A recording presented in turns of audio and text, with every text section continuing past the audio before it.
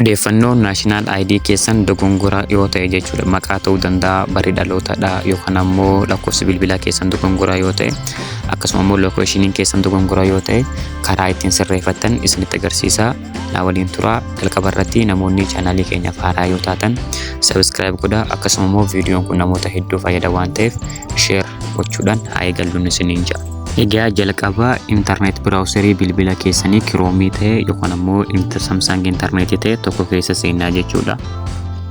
Egaa itti aansuudhaan iddoo search irratti jechuudha id.gov.it jettanii search gootu. Egasii fuula kana isiniif banaa update your file kan jedhu ni filattanii jechuudha.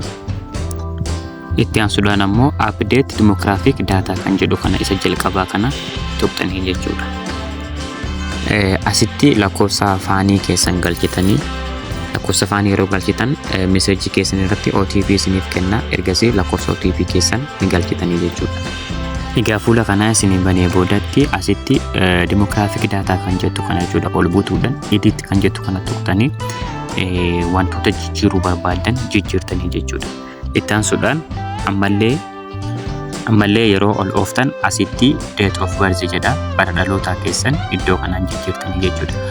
Adireesii keessan jijjiiruu yoo barbaadan ammoo yookaan immoo teessoo keessan jechuudha. Edit kan jettu kana ammallee lammaffaan tuqxanii ergasii ol buuttanii adireesii keessan lakkoofsa bilbilaa keessanillee achiin kan jijjiirtanii jechuudha.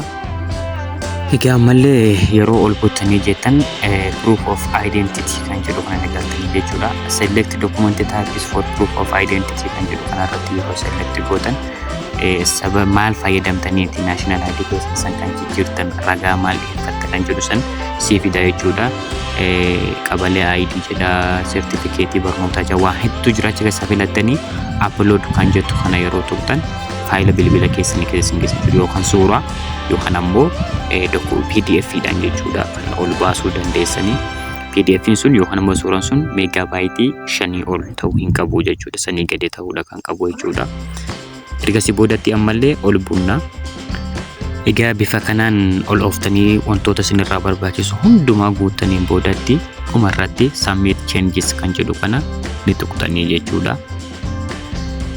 Ergasii dhumarratti maal jedha success jedha jechuudha. Your request submission was successfully jedha jechuudha. Kanaaf kilos gootanii bifa kanaan national ID keessan dogongora yoo qabaate sirreeffachuu ni dandeessanii jechuudha. Egaa viidiyoon kun nama hedduudha kan inni fayyadu. Filaa yoo kan beektan ta'e jechuudha share gochuudhaan nama hedduu biraan ga'an isiniin jaa. Namoonni ammoo chaanaalii keenya haaraa yoo taatan subscribe gochuu akka hin daganne galatoomaa. Aga barumsa biraatiin walitti deebinutti nagaan naaf jiraadha.